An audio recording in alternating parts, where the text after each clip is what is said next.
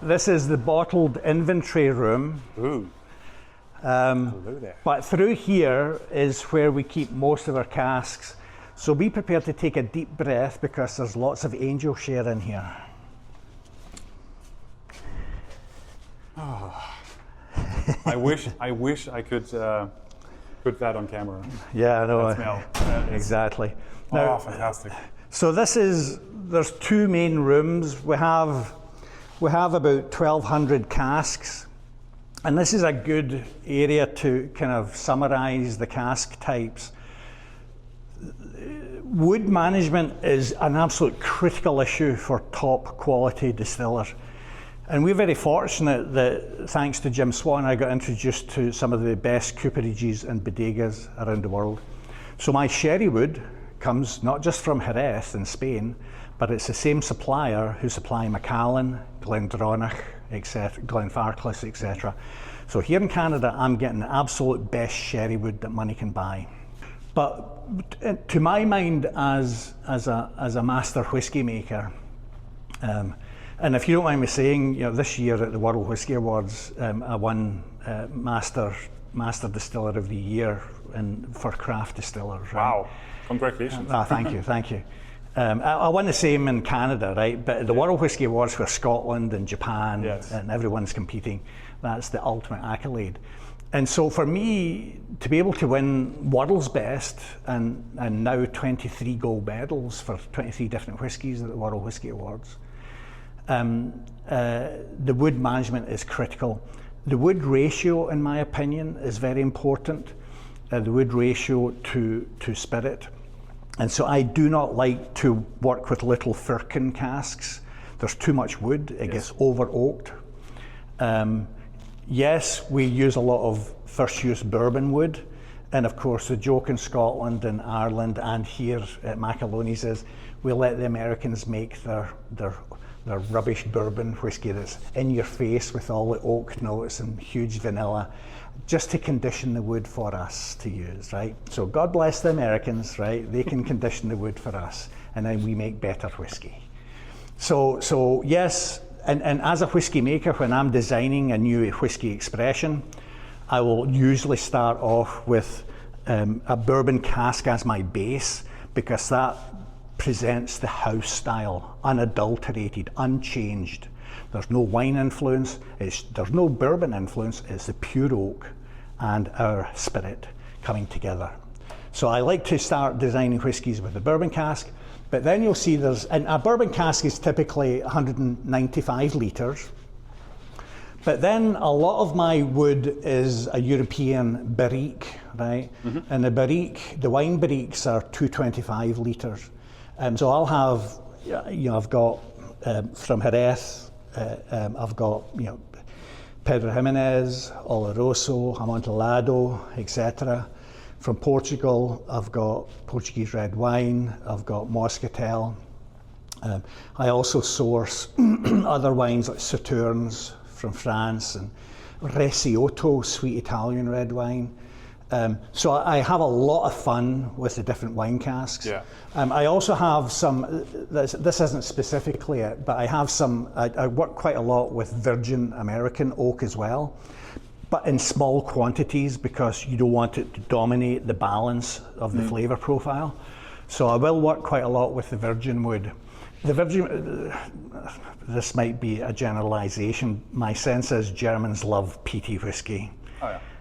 And what I've found is with the peaty whiskey, with those bold flavours, I can bring in more virgin wood to balance the flavours. Whereas if I'm working with an Irish style, triple distilled, or I'm working with a classic single malt with no peat, I have to use the virgin wood very, very sparingly, right? So it's all about creating balance of flavours. So now the beauty, here's a lovely side story about the sherry barriques now, right? So same supplier, like I said, for Macallan, Glendronach and Macaloney. He has multiple warehouses with tens of thousands of Oloroso, Pedro Jimenez, Amontillado, barriques, all maturing. Only for the Scotch-Irish industry. not to be bottled as sherry. None of it gets bottled as sherry. Tens of thousands of casks. What does he do with that sherry? I asked him, and he walked me across the road to another building where he has a whole fermentation plant fermenting sherry vinegar. So the modern sherry industry is here to service the whiskey industry. Yes. And the byproduct now is sherry vinegar, not bottled sherry. Yeah. And most of the sherry wood is actually American white oak, Quercus alba, right? And so where I really love these butts is these are Spanish oak, right? That bring in more spices, more tannins, right? So I have mostly American white oak, but I do have the occasional French or Spanish oak as well. But they bring much bolder, bigger flavours, a lot more tannins, more acidity, and bigger spices. So you've got to work carefully with those types of woods. Right, so I mentioned the shave toast re-char method that Dr. Jim Swan invented. Yeah. This would be a regular stave from an American standard cask or even a European barrique. And you can see that it's about maybe 14 millimeters thick. It's got a crocodile char. And this is how all of the wood was treated up until Jim Swan invented shave toast re-char. The wood would be toasted and charred, filled with wine or bourbon, and then given to the Scotch industry or Macaloneys to then use. But Jim came up with this shave toast re-char method, and what he did was he brought that cask back to the cooperage after it had been filled with wine or filled with bourbon, and then he shaved a few millimeters, so you can see this is much thinner. Side by side, it's much thinner, right? And then he re-toasted this and then re-charred it, again a crocodile or alligator char, right? And by doing that, he accomplished a couple of critical steps. When this stave would still have wine soaked into the wood, and so when he toasts the cask, he's cooking the wine. So his first ever cask, the shave toast re-char Portuguese red wine, that Portuguese red wine probably was quite a dry, acidic red wine, which personally, as a whiskey maker, I don't think works with whiskey, the dry, acidic wines. It's the sweet wines that are perfect for whiskey. But when he toasts this dry, acidic Portuguese red wine with this second shave toast re-char, he cooks the wine in the wood and it caramelizes the wine. So anytime you taste a shave toast re-char cask, you'll always get a little bit more caramel. You'll still have the wine or the sherry notes there, or the tawny port, right? I also work with shave toast re-char bourbon as well. But the re-toasting will create an extra natural caramel sweetness. Sometimes it presents as caramel, butterscotch, toffee, etc. But the other key thing is, because this is so much thinner than the original cask, angel share is much larger in a shave toast re-char. Because angel share is limited by diffusion of the alcohol and water through the wood.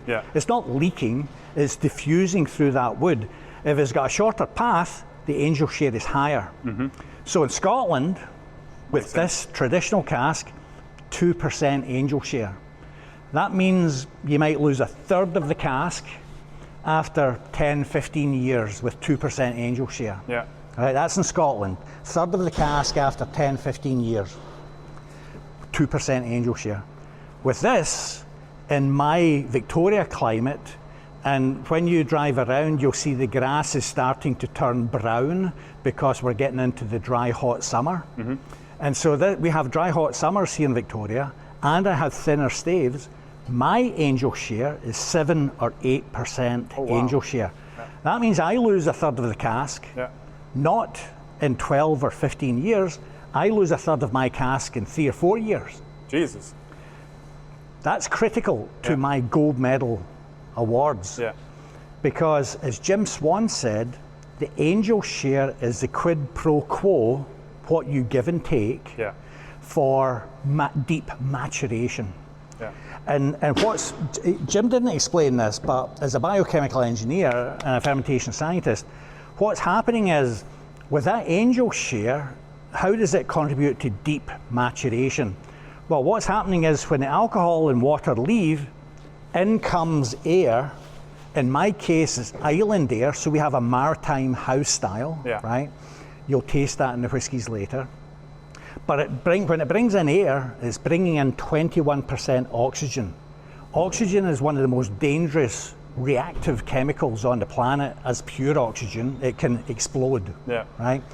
But even 21% oxygen creates this chemical cocktail, this massive experiment in there with 600 or 800 flavors now interacting with oxygen. And that's what you call deep oxidative maturation. Now, in Scotland, or Japan, it takes them 12, 15 years to get that deep oxidative maturation. With my whiskey, I'm getting the same deep oxidative maturation and therefore the same high quality of complexity in just 3 or 4 years. Yeah. So my world's best from the World Whisky Awards, Kildara, triple pot still, it took on in blind tastings a 27-year-old, a 21-year-old, and it won world's best when it was only 4 years old. Wow. And it's explained by the angel share quid pro quo. Yeah. Yeah, that concludes our tour of Macaloneys Distillery. Graeme, thank you so much for having me here and showing us around. Well, thank you for your passion and coming all the way to Canada. Yeah. And hopefully you get the chance to try some Macaloneys wherever you are in the world, obviously. I know that we have it in Germany. Depending on where you are in the world, definitely try it. I'll have a sip now. And hopefully I can give you some reviews afterwards on the channel.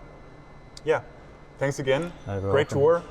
Love the distillery. And I've already tried your whiskey, so I can say it's a really good whiskey. Okay, thank you. Thank you. See you next time down the road.